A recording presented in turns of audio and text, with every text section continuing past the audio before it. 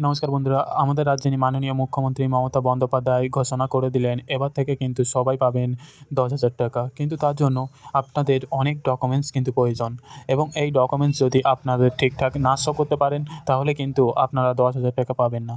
১৮ থেকে ৬০ বছর বয়সী সমস্ত মানুষ, পুরুষ মহিলা নির্বিশেষে সবাই কিন্তু ১০,০০০ টাকা পাবেন। তার পাশাপাশি আপনাদের কিন্তু ২,০০,০০০ টাকা অতিরিক্ত অনুদান দেওয়া হয়।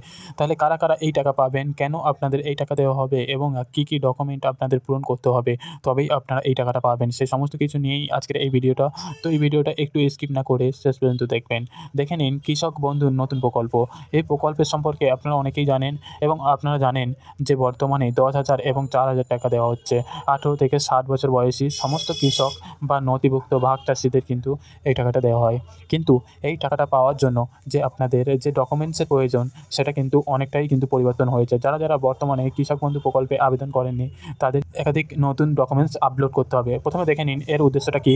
কৃষক বন্ধু প্রকল্পে খারিফ বা রবি চাষ শুরুর আগে কৃষি উপকরণ ক্রয়ের সুবিধার্থে ১ একর ও তার বেশি চাষযোগ্য বেশির জন্য বছরে ২ কিস্তিতে সর্বাধিক ১০,০০০ টাকা অনুদান পাবেন। জমি ১ একরের কম হলে আনুমানিক হারে বছরে ২ কিস্তিতে ন্যূনতম ৪,০০০ টাকা আপনাদের দেওয়া হবে। ২ নম্বর, কৃষক বন্ধু মৃত্যুজনিত সহায়তা প্রকল্পে ১৮ থেকে ৬০ বছর বয়সী কোনো কৃষক বা নথিভুক্ত ভাগ চাষির মৃত্যু হলে তার আইনসম্মত উত্তরাধিকারী এককালীন ২,০০,০০০ টাকা অনুদান পাবেন। কারা, কারা এই সুবিধা পাবেন এটাই হচ্ছে মোস্ট ইম্পর্টেন্ট জিনিস। এবং দেখে নিন কৃষক বন্ধু প্রকল্পের জন্য কৃষকের নিজের নামে চাষযোগ্য জমির পর্চা পাট্টা বা বন বিভাগের পাট্টা থাকলে অথবা নিবন্ধীকৃত বর্গা হলে সুবিধা পাবেন। এবং পাট্টা সম্পর্কে আপনারা অনেকেই জানেন যে বর্তমানে কিন্তু ৯০ বছরের জন্য অনেকে পাট্টা করছেন। তাদের যদি পাট্টার কাগজ থাকে তবে কিন্তু তারা কৃষক বন্ধুর নতুন প্রকল্পে আওতায় আসতে পারবেন। এবং ২ নম্বর, নিজের নামে জমি না থাকলে দলিল, দানপত্র, দেবোত্তর, অন্যান্য নথি এবং স্ব-ঘোষণাপত্র আর তার সাথে পঞ্চায়েত প্রধানের দেওয়া অরিজিন সার্টিফিকেট সহ প্রকল্পের সুবিধা পাওয়ার জন্য আবেদন করতে পারবেন। তাহলে যাদের, যাদের বর্তমানে নিজের নামে জমি নেই তারাও কিন্তু কৃষক বন্ধু প্রকল্পের আওতায় আসতে পারবেন এবং আপনারা কিন্তু বছরে ১০,০০০ টাকা সরাসরি আপনাদের ব্যাংক অ্যাকাউন্টে পাবেন। তার জন্য আপনাদের দলিল, দানপত্র, দেবোত্তর বা অন্যান্য নথি এবং স্ব-ঘোষণাপত্র যদি থাকে এবং পঞ্চায়েত প্রধানের তরফ থেকে যদি অরিজিন সার্টিফিকেট আপনারা কালেক্ট করতে পারেন তাহলে কিন্তু আপনারা সরাসরি কৃষক বন্ধু প্রকল্পের আওতায় আসতে পারবেন। এবার দেখে নিন কী, কী নথি লাগবে। দেখে নিন প্রথম হচ্ছে সাম্প্রতিক চাষযোগ্য জমির পর্চা অথবা বর্গা নিবন্ধীকরণের নথি অথবা পাট্টা বা বন বিভাগের পাট্টার নথি। দ্বিতীয়ত হচ্ছে ভোটার কার্ড আবশ্যিক, আধার কার্ড আবশ্যিক, ব্যাংকের পাসবই অথবা বাতিল ব্যাংকের চেক। এখানে কিন্তু ব্যাংকের পাসবই এবং বাতিল ব্যাংকের চেক হলে বই কিন্তু আপনাদের লাগবে। ব্যাংকের প্রথম পাতার ফটোকপি এবং তার সাথে, সাথে ৩ কপি আপনার ব্যাংকের বাতিল চেক কিন্তু অবশ্যই লাগবে। তার পাশাপাশি পাসপোর্ট সাইজের ৩ কপি কালার ফটো সাম্প্রতিককালের এবং ব্যাংক অ্যাকাউন্টের সাথে মোবাইল নম্বর যুক্ত যে ফোন নাম্বার আছে সেটাই কিন্তু অবশ্যই লাগবে। বর্তমানে আপনার ব্যাংকের অ্যাকাউন্টের সঙ্গে যদি আপনার মোবাইল নম্বর যুক্ত না হয়ে থাকে তাহলে কিন্তু আপনার ফর্ম সাবমিট করার পরেও আপনার নথি সমস্ত কিছু ডকুমেন্টস ভেরিফাই হওয়ার পরেও কিন্তু আপনি আপনার টাকাটা সরাসরি আপনার ব্যাংক অ্যাকাউন্টে পাবেন না। তাই ফর্ম ফিল আপ করার আগেই আপনাকে কিন্তু আপনার ব্যাংক অ্যাকাউন্টের সাথে মোবাইল নম্বর অবশ্যই অ্যাক্টিভ করে নিতে হবে।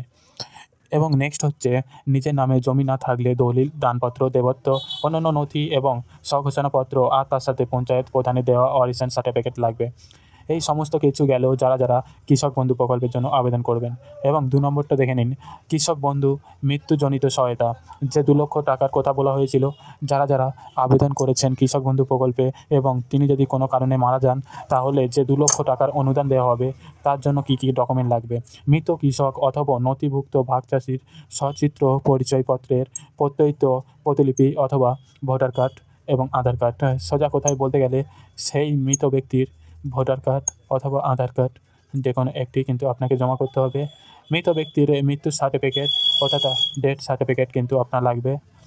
গ্রামীণ এলাকার জন্য ব্লক ডেভেলপমেন্ট অফিসারের দেওয়া আইনসম্মত উত্তরাধিকারিক শংসাপত্র এবং সরঞ্জামের জন্য মহকুমার অথবা মহকুমা কৃষি আধিকারিকের দেওয়া শংসাপত্র অর্থাৎ উত্তরাধিকারী যিনি আছেন তার কিন্তু অফিসিয়াল ডকুমেন্টস অবশ্যই এখানে দিতে হবে। এবং লাস্ট হচ্ছে মৃত ব্যক্তির নামে জমির সাম্প্রতিক পর্চা অথবা বর্গা নিবন্ধীকরণের নথি অথবা পাট্টা বা বন বিভাগের পাট্টার নথি প্রত্যায়িত লিখিত আপনাকে কিন্তু এখানে দিতে হবে। অর্থাৎ প্রতিটা কপি কিন্তু আপনাকে জেরক্স জেরক্স কপি আপনাকে ওখানে দিতে হবে এবং সরকারি নথি যেটা দেওয়া হচ্ছে উত্তরাধিকারী সংক্রান্ত ব্লক ডেভেলপমেন্টের অফিস থেকে বা সরঞ্জাম থেকে যেটা সরঞ্জাম থেকে যেটা মহকুমার বা কিসা আধিকারিক থেকে সেটা কিন্তু অরিজিনাল এখানে সাবমিট করতে হবে। এটার কিন্তু কোনো জেরক্স কপি এখানে দিলে চলবে না।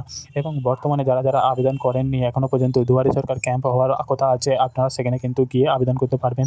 এবং বর্তমানে যারা আবেদন করেছেন আপনারা জানেন যে আপনাদের টাকাটা কিন্তু দ্বিগুণ করা হয়েছে।